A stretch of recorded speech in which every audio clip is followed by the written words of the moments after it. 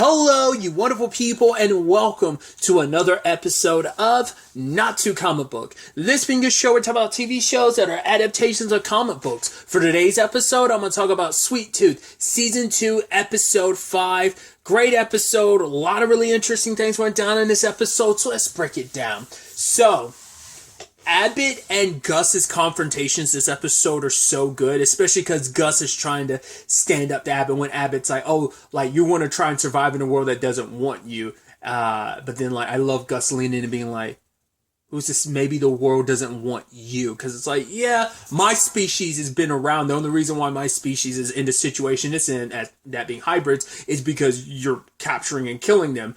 I didn't have to do anything. The sick has been wiping out most of the population, as we know, like 98. They focus mainly on the U.S., but we don't know, like, what the worldwide situation is. You can only assume it's the same in that regard, but they haven't really touched on a wide world scale because I guess they kind of keep the story at least like somewhat, what's the word I'm looking for?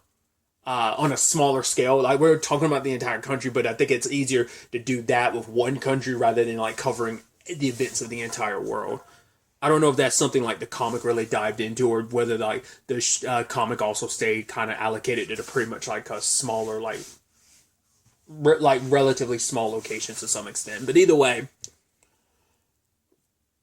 Abbott obviously sees that Gus is trying to fight back. It's like, right, you can talk and everything, and you're disobedient. He's like, because he's like, oh, you're like a pet. But Gus is like, we are not pets. And he's like, yeah, you're right. Pets are obedient. But you're not going to be obedient. You've got too much fight in you. And for him, he's trying to like get rid of that fight in Gus. And he kind of succeeds for a little bit because he ends up cutting off one of Gus's horns, and just seeing him later on scared, being like, don't look at me, I don't want you to see me like this. Because, you know, one of the kids who mainly had beef with Gus is like, yeah, he always comes back, but he came back mangled. Like, one of his antlers was taken. I think I said horn earlier. One of his antlers was taken, and you see him shivering because Gus is like, he has been afraid before, but he's always kind of pushed forward. This is the first time I think in his life he's ever been truly, truly afraid like this, because Abbott's scared the ever living crap out of him. Understand him, and that was the point, because if you can strike fear in someone who doesn't, if you can get rid of the fight in someone like Gus, it's meant to be it's a war tactic of like, if you can make one person afraid, that fear will trickle out. Because even Gus is like, he's going to do the same thing to all of us for their experiment. Just like Roy, they're going to kill all of us. And because he's scared. But Wendy's like, but the fact that she knows a story, she's like, right, I've read all the signs here at the zoo. And she told him about the white-tailed deer, about how like when they lose their antlers, they come back even stronger. And it's like, that's what's going to happen to you. Your antlers going to come back and it's going to be stronger. We are all going to be stronger because of this. So it's like, right, we're going to get out of here. And so they put forth all their effort into getting out of here. One of their guards, the one that feeds them, they ended up setting a trap for him, and they took him out. One small victory, but it led to them making their escape. And I think Home Dude's name is Finn. He's kind of like the squirrelish kid. I think he's a squirrel. Maybe he's like a fox or something. But the kid with kind of like the curly hair, who, like I said, it was like, are we sure we should be following Gus? But Wendy's like, no, he's one of us, and we're getting out of this together. And even he's kind of like, all right, in the end, because I think for him, it's like seeing like, right, you aren't like, you get treated just like the rest of us. I mean, because even he regretted it. It's like, if I hadn't trusted Dr. Singh, you know, like Roy died, but also like he feels responsible for what happened to Peter because he made a deal with Singh, but Singh didn't keep up his end of the deal. Which, speaking of Singh, perfect transition into everything between him and Ronnie, because it turns out Singh's cure didn't work. I don't know. It was either like a fluke thing, because he is pulling from chickens that maybe something in the chickens had some residuals that led to a cure, or maybe it was always temporary. Like maybe it seemed like, hey, all the viruses are gone, but maybe like, why did it work that one time and not this time? But part of me wonders, does it have something to do with Gus? Because Gus is definitely like a big part in all of this. We just don't fully know. So I guess that might be a missing piece to this puzzle that Audie hasn't really thought through or whatever. And so now that the cure doesn't work, which Ronnie's actually relieved in some regards, and a lot of regards, because now it's like, right, I've been living on borrowed time. The fact is, I've gotten even the amount of time I have is something that should be, be celebrated. But for her, it's like I'm tired of like fighting just to live. And so for her, it's like it also means Addie doesn't have to keep doing what he's doing. Like the fact is, we can let the hybrids go. We don't have to kill any more of them for a cure. Which actually, what's that? Because Ronnie wants Addie to like tell the truth that yes, the cure doesn't exist. Bring down Abbott's card of lies, because if you're able to, the three that are going to show up, they're going to like take him down because they're going to see him as weak, especially to kind of stomp out any of his cure talk that he's spread out there. The whispers have turned out louder and louder. So it's like to stomp that out, get rid of all his power, because they are people he's kind of not trying to be on the bad side of those people. So it's like, hey, this is our way to get away. But for Addie, it's like, but you won't be, I can't, if we screw this up, I won't, like, if we burn this to the ground, I won't be able to work on your cure anymore. But for her, she's like, I'm okay with that. At least we'll be free. We'll be away from this. I figured in the end, I'm like, Addie's, of course he's going, because he's going to justify it, being like, right, I'm doing all this for your sake. But it is something that Ronnie pointed out later on of like, yes, but I don't even know if this is all about me anymore. I think she's the excuse, but I think for him to be able to cure everyone, because he's already done so many terrible things that he's like, it can't be for nothing. It has to have mattered. So I can't just like walk away after all that I've done, because at bare minimum, he's killed two hybrids already. He's already killed Roy and he killed Peter. And so for him, it's like maybe also all that talk about destiny kind of got sucked up in his head too. So he does believe like, hey, this is my purpose. This is what I'm going to do in this world. I can save this world. Now, whether that's him getting caught up in the recognition of like, yeah, I'm going to be the one that saves this world. Maybe, maybe not. But once again, he wants to use Ronnie as the excuse, because she was like, it's that good intention. The road to hell is paved with good intentions. He wanted this all started because he wanted to save his wife, but the problem is it's changed him along the way. And even Ronnie's being like, "You're not the man I'm like fell in love with. Like you're becoming a different person." Because he even says, "You're the reason why you pushed me to do this, and I told you that if I go down this route, I would become numb to it." Which for Ronnie, it's like, yes, because at the time, she didn't care about the hybrid, so it didn't mean as much to her. But now she sees, like, they think, they feel, they have names, they are people, that now she regrets it now. And I brought that up in the previous episode, that's also what this is coming down to. Not only does she, like, see the hybrids as the intellectual entities that they are, but she also regrets, like, what have I done? I've kind of pushed my husband down the route to not being the man that I once thought he was. So,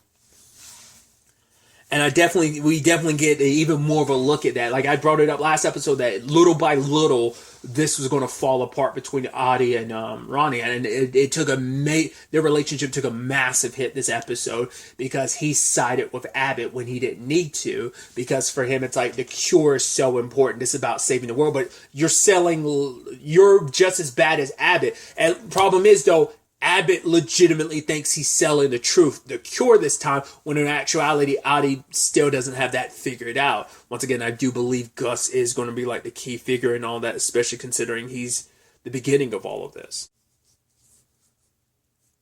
We have Abbott meeting with the three. We have Zhang, Dutch, and Voss. Voss was kind of interesting because it seems he's like very cultish, but he also like seems like he has a thing for like the hybrids. Like he seems like they seem like almost sacred to him in some regards. Like it's almost like he sees them as almost like these religious figures. So that was kind of an interesting development.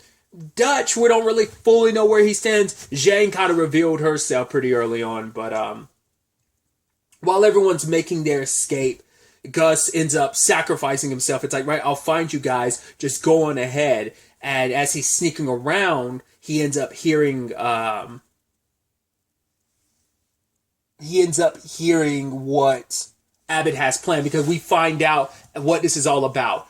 it is supposed to, he's building a place. It's something called Evergreen. It's a project that was already kind of in the works, but it was abandoned, and that's what he's wanting to do. It's actually very similar. If you've ever seen the 100, it's basically what they had to do at the end of season 5.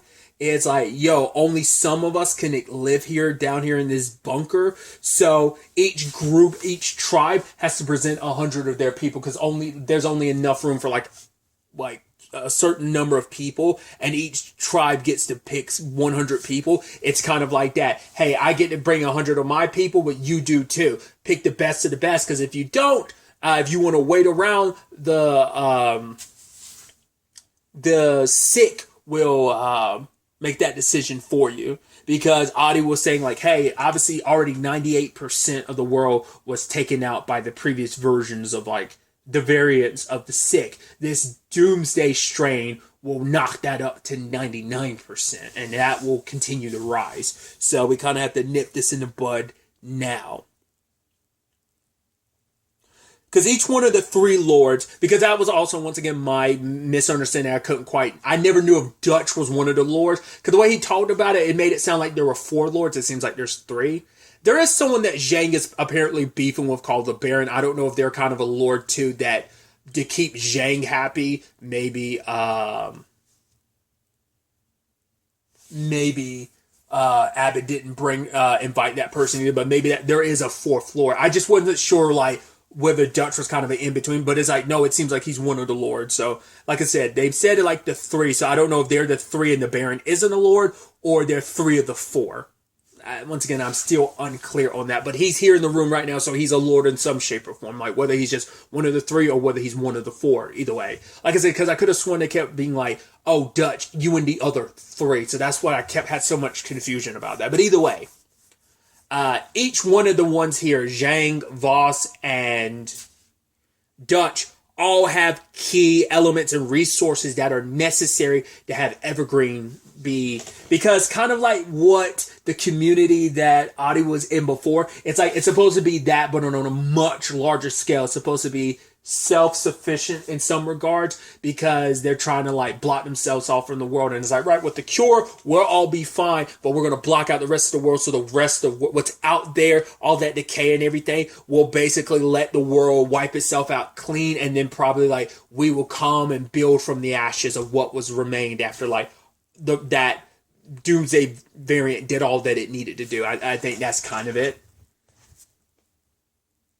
I look like the 100 coming back to Earth like 100 years after everything went down. The reason why you went into space in the first place is like, now you got to go back to Earth like 100 years later. Like obviously he only talked about like sustaining Evergreen for like a year, but it's for that same purpose of let's go back out there in the world and rebuild it in our image, you know.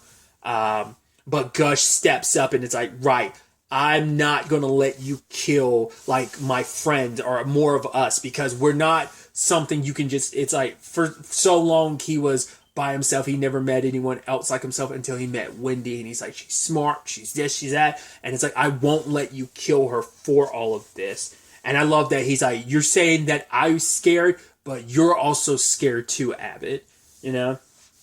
I mean, that's why he's doing all that he is doing, because he is terrified. He's trying to hold on to dear life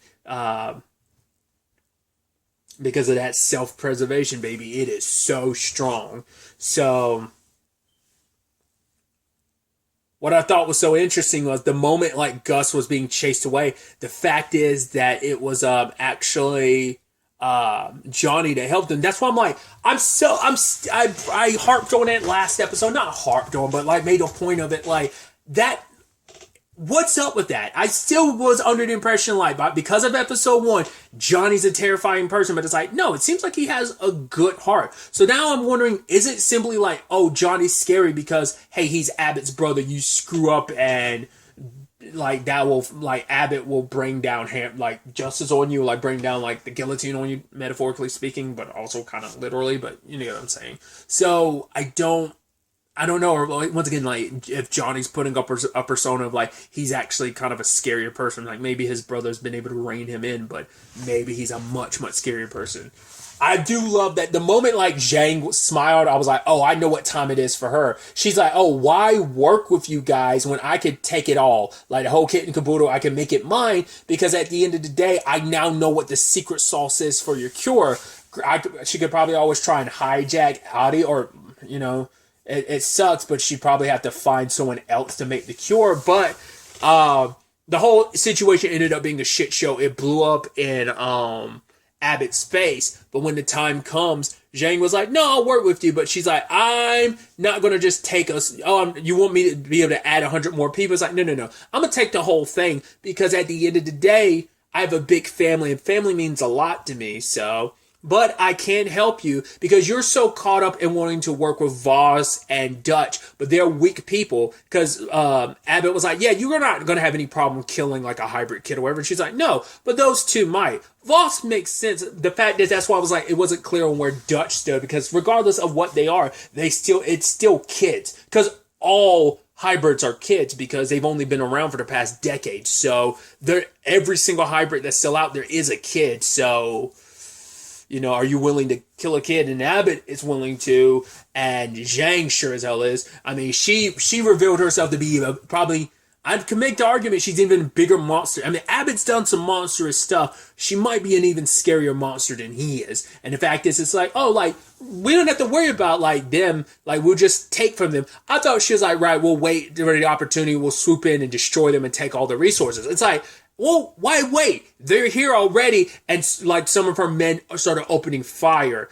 And it's like, I don't know. Like, I mean, we know Abbott and Voss are still here. So probably ended up killing them. Probably go back to their respective like zones and then like kill all their people. And like, it's probably like either submit or die. Might even be a submit or die. It might just be like a, no, die. We're not going to take the chances that, you know, like for you to fall in line. It'll be easier just to kill you and take everything. So villain established. Once again, very much like Abbott was quickly established last season. It's like, once again, if I was Abbott, I'd be careful. Like, but it's like Zhang likes him because it's like they're kind of cut from the same cloth in some regards. So, because Abbott sees himself as a guy of like, I had the vision, no one else has been willing to listen to me. Because he had told that story of like, oh yeah, here's a bridge that was rickety, the elements have gotten to it. I try to warn people about it, but no one wanted to listen to old Dougie. And then like the bridge ended up collapsing and 2 people died. So it's kind of supposed to, I guess, be a metaphor for who he is, where it's like, no one wanted to listen when I was like kind of like blowing the horn about what we should be doing. And like, but it's like, I'm the leader that should be kind of leading the charge. Once again, how that works with having Zhang as a partner. I mean, it's more like, no, this is my rodeo. You're my partner is how like, I'm sure Zhang views it. Because I'm allowing you to be a part of like what I'm about to do with the whole Evergreen thing. So that's one thing you gotta love about villainy. It's when like one villain meets another and it's like, yo, I like that plan that you got. I'm gonna hijack that and make it my own. So I think that I'm a big fan of that storytelling wise. So at the same time that's all going down, we had the situation with Jeopard. Obviously the vehicle he was in broke down, and so he ends up, you know, gathering up what he needs, and he ends up running and trying to make his way back to the zoo to Essex City. And so because of the fact that he was able to get there ahead of them, I think it is still the thing of, yo, they had to drop by to get more fuel, like, so it gave Jeopard an opportunity to kind of get ahead of them because they had to. I wasn't sure if they did that off screen or not. I kept going back and forth last episode about that. But the fact is he got to Essex City before they did means like, yeah, that they had to stop for the fuel and everything. But we got a little more backstory with Jeopard, and we saw him doing his thing as the, you know, a hybrid collector, and we can tell like it took a toll on him because we have no idea once again how long he had been doing it at that point in time in the flashbacks. So, but you could tell it was starting to wear on him, and because the whole conversation about this episode is how far are you willing to go, and how far will be like too far before you're able to go back. And we see that with Audie's story, and we're seeing that with Jeopard's story back then. But he had confronted the guy that he had asked, like his coach, to be like, "Yo, like, do you have any information?" The guy's like, "Right, you'll make a name for yourself," but apparently his coach is the one that's been taking credit for all the work he's done. It's like, I don't care about all of this. I don't want to make a life for myself with all this. I want to find my wife and son. Which, at the bare minimum, he knew that Jeopard's child was a hybrid. I wondered, was anyone else aware of that information? But he meets with the guy. What's the guy's name? Was it Martin? And the guy leaves him a duffel bag, and you're like, okay. And I guess those were like the medical bracelets from Louisa and their son. But he looks in the bag and finds a body. I can only assume maybe that was supposed to be bodies, but I definitely saw one skull. So I'm like, is that supposed to imply like maybe she died and the baby's still out there? Or because it looked like it was, it didn't look like a kid. It looked like it might have been like an adult bones. But now I'm like, well, is that real or was that BS? I mean, you never can tell if the show could have been doing that just to string you along with the belief that because that's also probably what made him leave because I was like, he left the last man because it's like, well, there's no point. It's not that I didn't find Louisa and my baby. It's I know they're gone. And so everything I did, once again, was for nothing. And even the voiceover saying that a man who thought he kind of lost it all managed to end up losing more. That's me butchering it, but it was something along those lines because he did so much. He lost himself. He lost his humanity. He cut that out of himself for the sake of finding his family. And once again, it was for nothing because they're already gone. Potentially, it could be that they're still out there. Maybe Louisa and faked her death along with the babies, or maybe the last men were hoping to string him along, or maybe that is really the case. That is really tragic if that ends up being the case. That his family is gone. So even more understandable why he is such the hard ass that he is. He was already kind of broken to begin with, and that's going to break him to the point that he was shattered. But meeting Gus is what ended up piecing him back together to becoming the man that he was at one point in time. He shows up at the zoo trying to make a deal. He's like, right, I have some information. He's going to sell out Amy and the others just for the sake of trying to get Gus back, because he's like, yeah, they still have a fair enough shot. I might be screwing them over, but it's like, I'm willing to do whatever it takes to I failed before when it came to get my family back. I'm not going to do it this time, and I'm not going to let Amy show up here with the others, rescue the kids, and then take Gus away from me. I'm not about to let that happen. So, but funny enough, while he's making this deal, Bobby shows up, and Bobby calling him big man. It's like, wait, how do you know? And it's like, because of Gus. So he fights off the other last men, saves Bobby, tells him to get out of there. So he ends up getting captured. At the same time, well, really earlier before all that, another side of this, because it ultimately ties in together, is we had the house that reportedly was like, oh, taking in a hybrid or whatever. The moment they show up and it's like, oh, we see a tail or something, and the moment Becky's like, that might not be a hybrid, I was like, it's a trap. I was like, wait, is this going down what I thought it was? And it totally ended up being the case, because she noticed other traps, and she was like, right, it's not a hybrid, but it's going to be something that our CO is going to want. I was like, it's got to be Tiger, isn't it? So I was curious if there's going to be multiple people. The Animal Army is just Tiger, which, Becky really enjoyed that too, being able to take her down, because it's like, yeah, I'm willing to throw you under the bus because you threw me under the bus, but if it means I'm able to save Gus, I'm fine with that. They both have the same plan. They're just willing to go about it different ways. Because Tiger heard about what's happening at the zoo, so it's like, right, me and the others are going to go in, but Becky's like, you do that, you're going to be there's going to be lives lost, and she's like, yeah, that's the point. But Becky's like, no, even with the army way it is, you're not strong enough, you don't have enough to go up against Abbott's army, But it's like, we're soldiers, we're willing to give our lives up. But Becky's like, no, we're not soldiers. We were just kind of playing at soldiers because we were all missing something in our lives, and we thought we were soldiers, but now kind of seeing her worldview's kind of expanded since, all that. And she's just trying to stop Tiger because it's like, right, it's not just your life that's going to be on the line. You're going to kill all of our other friends, our family, you doing this. But, for her, it's like, yeah, it's worth it. But it's like, yeah, but it's not going to be worth it when you fail miserably, because you will. And it's going to end up like with everyone dead, and you're not going to have saved the hybrids. It would have all been for naught. To be fair, they've already kind of made their rescue. I was kind of worried because when they were making the rescue, I thought like maybe when Jeopard and Amy got there, like I figured they might get there at the same time. They might go into the kennel where they were and see the drawings and be like, at least Jeopard would be like, I know where they're going. They're going to Wyoming. Like that could have been like because he knows exactly where, because he's like, right, that's where I met Gus. So it just depends on how everything ultimately ends up playing out, because all the stories do converge, because Jeopard got captured, but while Gus was like hiding away, he ends up running into Jeopard, and it's like, oh my god, you're alive, you're here, big man. And then Jeopard notices like, wait, what happened to your antler? And he was like, they took it.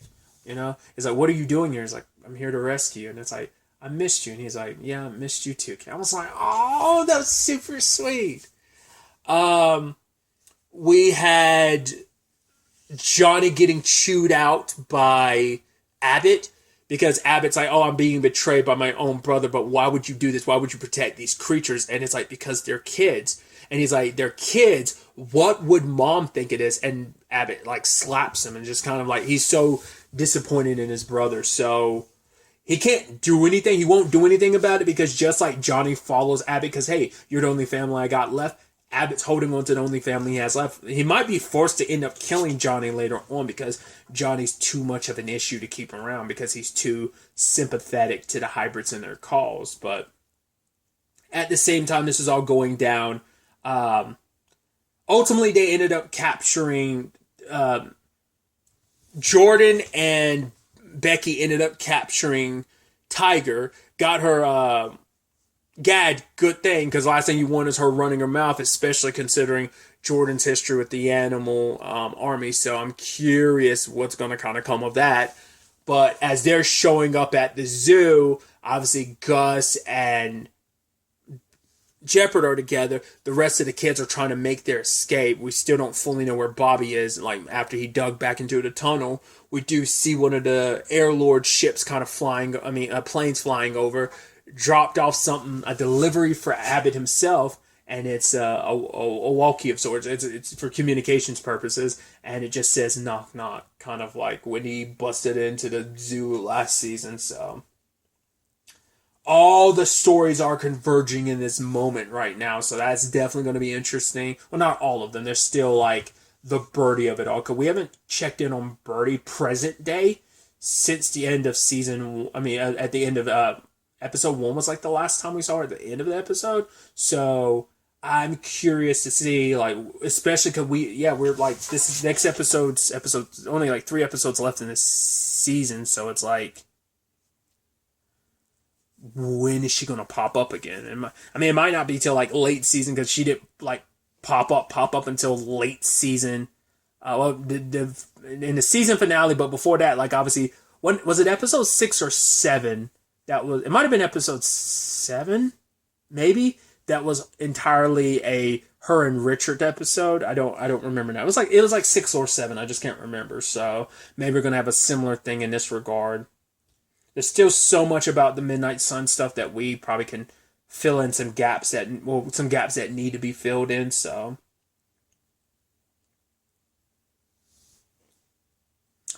either way, it's definitely going to be interesting to ultimately see where all of this ends up taking us going forward into the next episode. But really, that's all I want to talk about. Till the next time we meet, be happy, be safe, live life to the fullest, and enjoy it. Good day, and goodbye.